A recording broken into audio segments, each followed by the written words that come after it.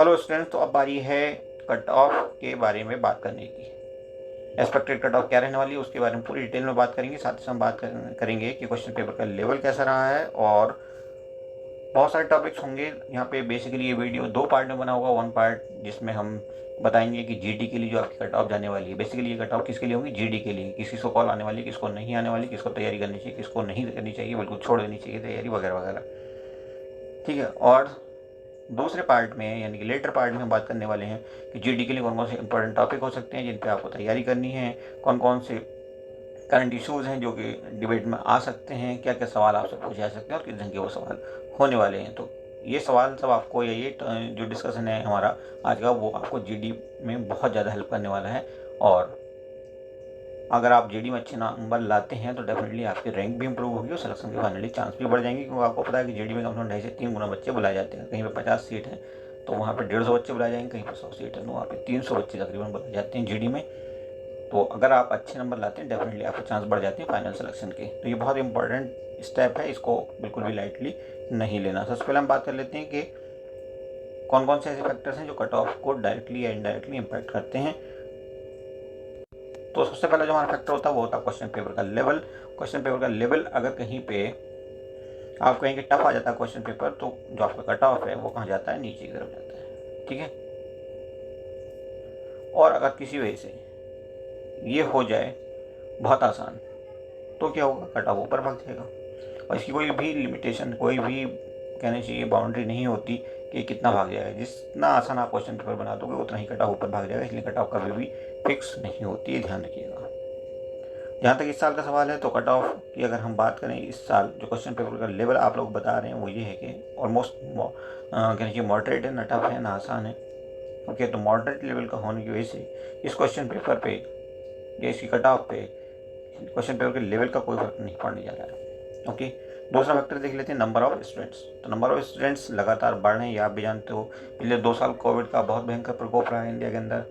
तो कोविड की वजह से नंबर ऑफ स्टूडेंट काफ़ी कम हो गए थे, लेकिन इस बार सब जगह पर बढ़े हैं और मेडिकल कोर्सेज में तो बहुत ज़्यादा बढ़े हैं, चाहे वो MBBS हो, चाहे वो आपका BPT हो, या और कोई पैरामेडिकल कोर्स। तो वहाँ पे तो नंबर ऑफ स्टूडेंट्स लगातार बहुत ज़्यादा बढ़े हैं पिछले 2-3 साल। आज मतलब इस साल में कम से कम डबल ट्रिपल ऐसे हो गए हैं। यहाँ पर उतना नहीं, लेकिन फिर भी 20-25% की ग्रोथ की उम्मीद है 2021 के मुकाबले। तो अगर ऐसा होता है तो ज़रूर ये कट ऑफ को ऊपर की तरफ लेकर के जाने वाला सीन हो जाएगा। ओके, तो हम मान सकते हैं कि 1-2 पॉइंट तो ये ऊपर की तरफ कट ऑफ को खींचेगा ही खींचेगा, और इसको खींचना भी चाहिए। नंबर ऑफ स्टूडेंट लगातार बढ़ ही रहे हैं, कंपटीशन बढ़ रहा है, लोगों की अवेयरनेस बढ़ रही है, इंटरनेट की रीच बढ़ रही है। पता है जिनको नहीं था वो भी एजुकेशन की वैल्यू को समझने लगा है, तो एजुकेशन के लिए लोग बहुत कुछ करते हैं। ठीक है, तो मेरे ख्याल से 1-2 पॉइंट ये ऊपर की तरफ ले जाने की पोजीशन में ज़रूर होगा ये वाला फैक्टर। अब बात करते हैं तीसरे फैक्टर की, तो ये है आपका नंबर ऑफ सीट्स। इसमें कोई चेंज जनरली देखने को नहीं मिलता। बहुत रेयर केस में किसी साल सीट में कुछ चेंज हो जाता है, सीट्स बढ़ जाती हैं अक्सर, लेकिन बहुत सालों में ऐसा दिखने में आता है। तो अभी इस फैक्टर का कोई भी इम्पैक्ट आने वाला नहीं है, नंबर ऑफ सीट्स फिक्स हैं। तो ओवरऑल एक ही फैक्टर है जो आपकी कट ऑफ को ऊपर की तरफ ले जाने की कोशिश करेगा, वो भी एक है। 2 पॉइंट ज़्यादा कट ऑफ का डिफरेंस नहीं रहने वाला। जो पिछले साल था वही ऑलमोस्ट इस साल भी रहने वाला। अब क्या था पिछले साल का, क्योंकि कोई ऑफिशियल डेटा तो एमयू निकालता नहीं है, बट जो बच्चे आप जैसे हैं वही कॉल करके मैसेज करके बताते हैं, सर हमारा कॉल आ गया, हमारे ऑलमोस्ट इतने नंबर थे। तो हमें अंदाज़ा हो जाता है कि इतने नंबर तक के बच्चों को कॉल आया है और ये कट ऑफ रही होगी। तो वही सब हम आपके साथ आज शेयर करने जा रहे हैं। तो सबसे पहले बात कर लेते हैं एक्सटर्नल कैंडिडेट की। जिन्होंने ग्रेजुएशन यहाँ से नहीं किया IIM से, तो वो एक्सटर्नल कैंडिडेट हो गए ऑब्वियसली। तो एक्सटर्नल कैंडिडेट की तो आपको पता है कि वही मेरिट ज़्यादा रहती ही है, और यहाँ पे हम उम्मीद कर सकते हैं कि ऑलमोस्ट 55 के आसपास अगर आपके मार्क्स आ रहे हैं तब आपको डेफिनेटली 100% कॉल आने जा रहा है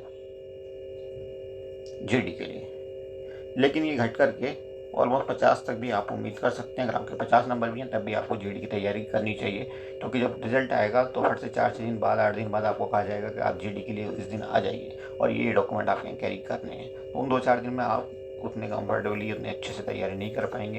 इसलिए आप मेंटली अपने आप को तैयार रखिए, रोज़ थोड़ा थोड़ा पढ़िए, उम्मीद करिए अगर 50 नंबर भी आपके हैं कि आपको कॉल आने वाला है, भले ही चाहे ना आए, लेकिन उम्मीद ज़रूर रखिए। 90% चांस है कि 50 तक भी कॉल आ सकता है। तो अब अगर आप अभी से तैयारी करेंगे तभी आप उस वक्त में जा करके अच्छे नंबर ला सकते हैं। अदरवाइज़ अगर आपको कॉल आ भी गया तो कोई फ़ायदा नहीं होगा, क्योंकि आपकी तैयारी अच्छी नहीं होगी, आपको मॉडरेट या मॉडरेट से बिलो नंबर मिलने वाले हैं और ऐसे में आपको एडमिशन का चांस नहीं मिलेगा। ओके, तो अल्टीमेटली ऐसा मत करिए, अभी से तैयारी रखिए। ये तैयारी आपको गोइंग फॉरवर्ड काम आने वाली है। हर जगह पर कभी मेहनत किसी की बेकार नहीं जाती। ओके, अब हम इंटरनल कैंडिडेट्स की बात कर लेते हैं। तो देखिए, इंटरनल कैंडिडेट्स को काफ़ी राहत रहेगी। ऑलमोस्ट अगर आपके 45 नंबर हैं तब तो 100% कॉल आने जा रहा है आपको। अगर 40 तक भी हैं तब भी 90% चांस है कि आपको कॉल आएगा जीडी के लिए। तो फिर से अगर आप 40 वाले बच्चे भी हैं तब भी आप लग जाइए, अच्छे से मेहनत करिए। कौन कौन से टॉपिक तैयार करने, कौन कौन से किस किस टाइप के सवाल पूछे जाते हैं, ये सब हम आपके साथ अभी कुछ सेकंड में, कुछ मिनट के अंदर डिस्कस करने वाले हैं। तो अब बारी है कि हम कैसे आखिर तैयारी करें। ये तो हमने बात कर ली है किस किस को तैयारी करनी चाहिए। अगर आप एक्सटर्नल कैंडिडेट हैं 50 पे आपको तैयारी नहीं हाउस स्टार्ट कर देनी चाहिए, बिल्कुल भी झिझक लिए बगैर के बगैर। ओके, और अगर आप इंटरनल कैंडिडेट हैं तो आपको 40 पे ही स्टार्ट कर देनी चाहिए। अपनी तैयारी बिल्कुल भी डरना नहीं चाहिए और आज से ही करनी चाहिए। अब देखिए कौन कौन से टॉपिक हो सकते हैं जो आपको जीडी में पूछे जा सकते हैं। बहुत सारे करंट टॉपिक ऐसे हो सकते हैं, जैसे आपने अभी महाराष्ट्र क्राइसिस देखा है, यहाँ पे राजस्थान में हुई इंसिडेंट देखिए आपने उदयपुर में, या और इस तरह के इंसिडेंट हज़ारों की तादाद में आजकल देखने को मिल रही हैं। न केवल इंडिया में बल्कि इंडिया से बाहर भी ऐसे इंसिडेंट्स देखने को मिल रही हैं। इस्लामोफोबिया फैल रहा है। तो इस्लामोफोबिया क्या है और कैसे वो इम्पैक्ट कर रहा है दुनिया को, वो भी आपका एक टॉपिक हो सकता है। श्रीलंका का क्राइसिस हो सकता है। महंगाई की बढ़ती हुई मार, उससे कैसे निपटा जाए, क्या है महंगाई का सोसाइटी पे इम्पैक्ट। तो ये सब के सब टॉपिक हैं जो आपके लिए बहुत इंपॉर्टेंट है। एक टॉपिक जो हमेशा से फेवरेट रहता है जीडी का, वो है आपका leaders are born not made. ये टॉपिक दे दिया जाता है कि लीडर्स पैदा होते हैं, बनाए जाते हैं, पैदा नहीं होते। ओके, या इसके अपोजिट जाना चाहते हो तो अपोजिट भी आप बोल सकते हो, फेवर में चाहते हो फेवर में बोल सकते हो। इस पर आपसे सवाल ही पूछा जा सकता है, ग्रुप डिस्कशन में भी आपको ये दिया जा सकता है। तो कुछ सवाल आपसे खुद 8-10 सवाल तक आपसे उम्मीद की जाती है कि वो डायरेक्टली भी आपसे पूछे जाएंगे और आप में को जितने हो सकता है सही सवालों के जवाब देने होंगे। अच्छे से अपने आपको प्रेजेंट करना होगा एग्जामिनर के सामने, ताकि मैक्सिमम मार्क्स आपको मिल सकें। जीडी में भी 3-4 या 5 लोगों का एक ग्रुप बना दिया जाता है और उसमें जो है आपको एक टॉपिक दे दिया जाता है कि इस टॉपिक पर आप अपने अपने व्यूज़ रखिए। उसमें अपना व्यू रखते हैं आप, और व्यू रखने के बाद आपको जज करता है एग्जामिनर, वहीं बैठे रहते हैं। वो जज करते हैं कौन बच्चा कितना अच्छा प्रेजेंट कर रहा है अपने आपको, कितने अच्छे से एक्सप्लेनेशन दे रहा है, तर्क दे रहा है, वगैरह वगैरह। तो ये सब चीज़ें आपस में इंटर रिलेटेड हैं, इंटरव्यू भी और जीडी भी। तो तैयारी दोनों की एक ही ढंग से होनी है दोनों की। ठीक है, इस तरह का कोई और टॉपिक भी हो सकता है। बहुत सारे ऐसे टॉपिक हो सकते हैं जो बिल्कुल सोसाइटी से एसोसिएटेड हैं, जैसे हमने महंगाई का बताया। और भी ऐसे बहुत सारे इशूज़ हो सकते हैं। 3 तलाक का इशू हो सकता है हमारे यहाँ, क्यों बैन किया गया, धारा 370 पर बहस की जा सकती है, जस्टिफाइड है नहीं है, करना चाहिए था नहीं करना चाहिए था, कैसे करना चाहिए था, वगैरह वगैरह। तो ये कुछ टॉपिक हैं जिन पे आपको खास तौर पर ध्यान देना चाहिए। ऐसे ही आप थोड़ा दिमाग पर जोर डालेंगे तो रिसेंट 1 आध साल के अंदर जितने भी इस तरह के इशूज़ रहे हैं, टॉपिक रहे हैं जो बहुत हाईलाइटेड रहे हैं, भले वो सोसाइटी से डायरेक्टली जुड़े हुए ना हो, तो उनको आप तैयार करिए अपने आप खुद कमरे पर रह करके। कोई ज़रूरी नहीं कि आपका कोई साथी हो वो आपके साथ बहस में इंडल्ज हो और आपको अच्छा गाइडेंस दे। ठीक है, आप खुद अकेले भी कर सकते हैं, मन ही मन अपने आप से बहस करके इन टॉपिक्स को तैयार कर सकते हो। और उससे आपको ये अंदाज़ा होगा जब किसी टॉपिक को आप तैयार करेंगे कौन कौन से सवाल और वहाँ पर बन सकते हैं। तो बहुत ज़्यादा फ़ायदा होगा आपका इन चीज़ों का, मॉक इंटरव्यू आप उनको कह सकते हो।